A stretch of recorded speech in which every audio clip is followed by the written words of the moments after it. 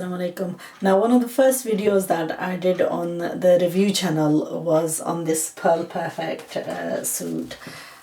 It was the latest thing, 8 months ago, and I say it is still the latest thing. For me, fabric never goes out of date. Certain styles go out of date, and certain modes of the way we wear suits go out of date, but fabric itself, unstitched, never goes out of date. And the beauty of having the fabric and the capability to design is you can always do changes, and you can readapt it to the way you want or whatever the current style is. So I think the most perfect example of that is this suit, where we've gone and done it in various styles. I have sewn this in 3 particular styles already to date. Today I'm going to be doing a further one. This is for a younger girl, and I've stitched this in multiple sizes and also for different age groups. So this one is going to be for a young bride, and we're going to do certain things to this where it's going to be the latest thing for a young bride, hopefully. Okay, so what is the suit itself comes with, like I've explained in the previous videos, fabric for a lining and fabric for the salwar, or whatever you want to make, whether you want to make a trouser or whether you want to make whatever. Now, one of the tutorials that I did was in this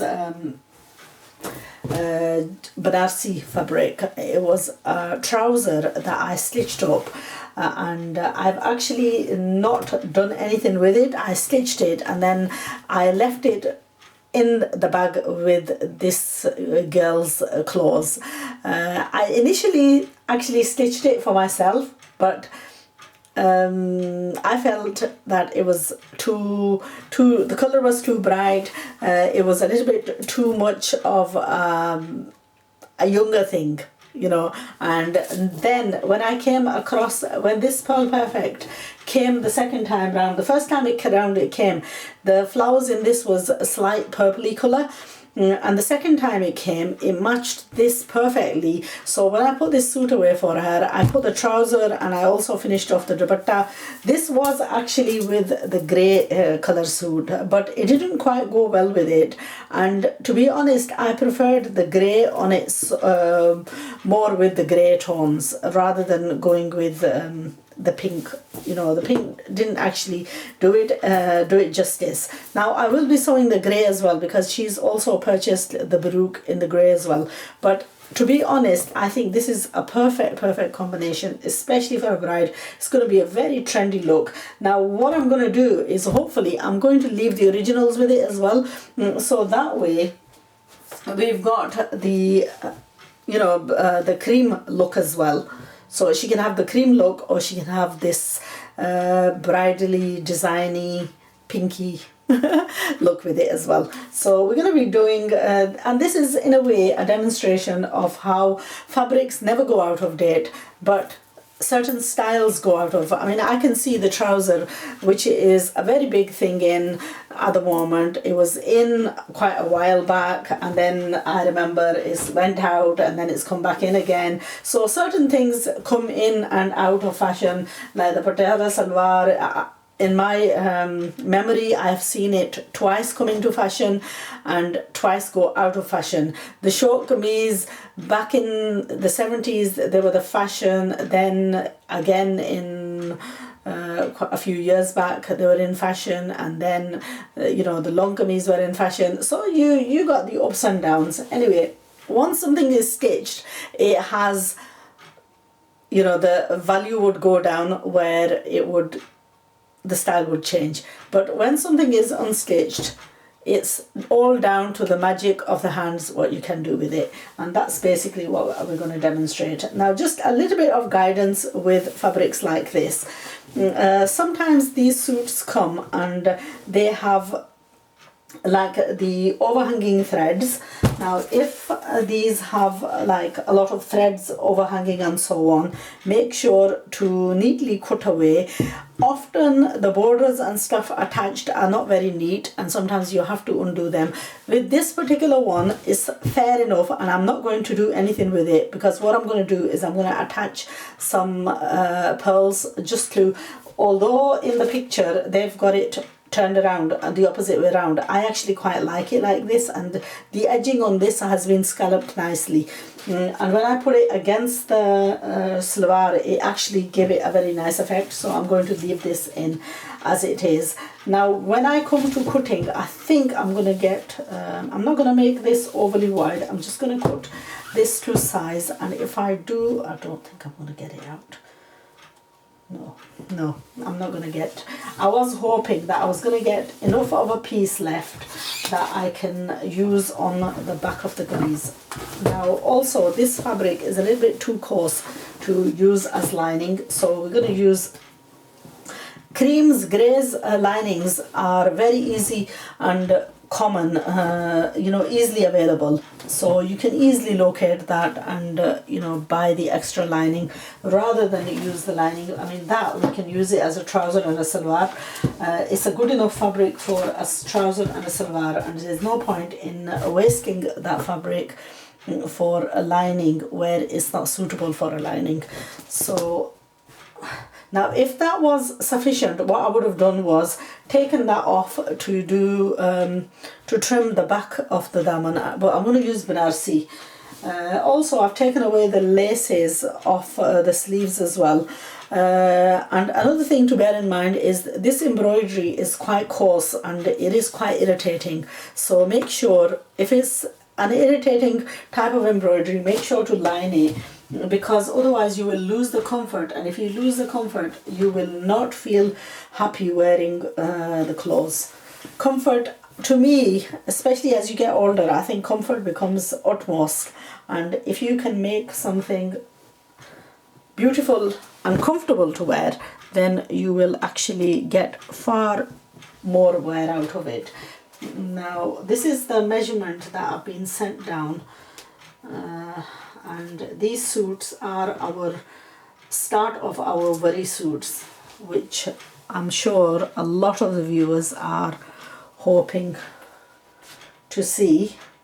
Now it's going to take me a little while to complete the whole of this project, because there are many suits that this lady has purchased for her daughter-in-law. She has only got the one son, and she will be spoiling her daughter-in-law, and I hope and pray that the daughter-in-law appreciates the effort that the mother-in-law is you know, putting in gaining the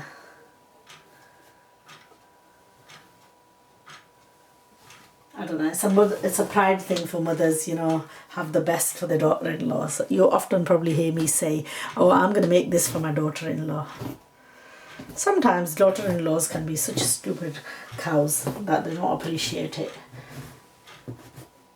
But you know what? I was a daughter-in-law and now I'm a mother-in-law. Maybe mother-in-laws have bad name. But stigma attached. The name has a stigma attached to it, and often we see a lot of hostility between mother-in-laws and daughter-in-laws, and really there is no need for it. There shouldn't be any hostility. There should be love. So share love with your mother-in-law. I could hear people saying, yeah, yours isn't alive anymore. Have a mother-in-law like mine and then I'll ask you. Let me tell you, been there, done that. So once upon a time I was a daughter-in-law and now I'm a mother-in-law.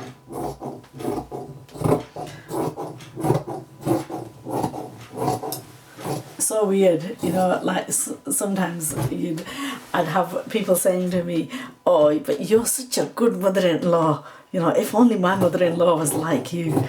And my son would turn around and say, yeah, try living with my mum and you'll find out. I'm not a wicked. I'm not a wicked mother-in-law, I'll tell you. But then if you ask my daughter-in-law, that might be a totally different thing. I'm just chatting, right, so don't mind me. Anyway, that's the kameez.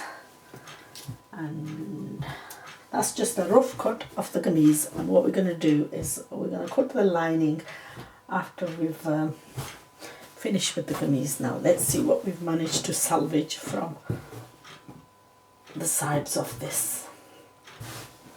Yeah, I think we can join 2 pieces.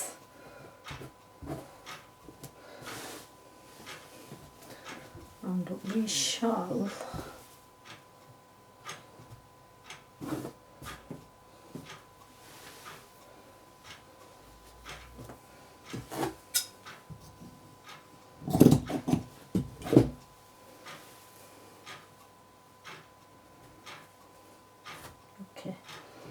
I will see if I can manage to attach the 2 and do some kind of like a border.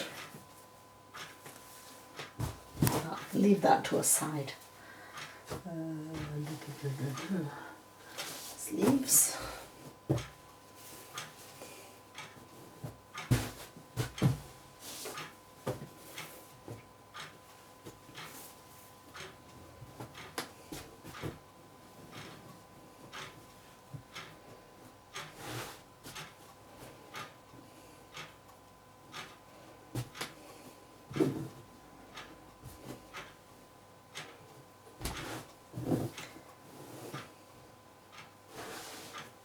Oh, we had such a episode with Anaya earlier on. She came running in and she says, Daddy, guess what? My neighbours, I went to my neighbour's house and we watched you on YouTube. And what do I have to put in to get me on YouTube? So she wanted her friends to watch her on YouTube. And so I gave her the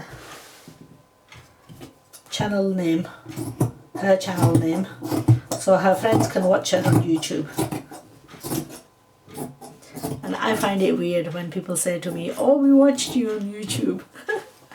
Really, that's what I'm there for people to watch me, but it always seems peculiar when people turn around and say to me, oh, we saw you on YouTube. Well, yeah, I am there to be seen. That's why you saw me. So I turn around and say, well, did you learn anything? Or were you just watching me? I'm there for a reason, to teach you.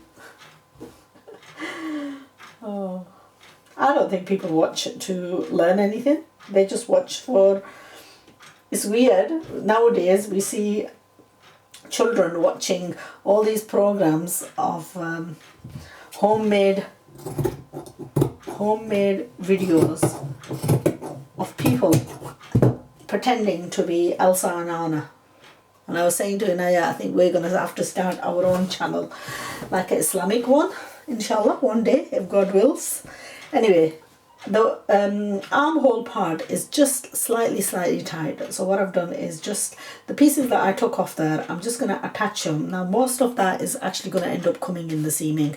Now here, what we're going to do is attach some Banarsi Jamawar, and then I'm going to attach this at the front of it. So extend the sleeves to full length and give it a little bit of the colour of the suit. Make sure we keep these safe. And then we're going to do the same with... Now here they've added this piece on. I am going to take this piece off because I'm going to add my own jamawar at the bottom of the hemline. I'm not keen on having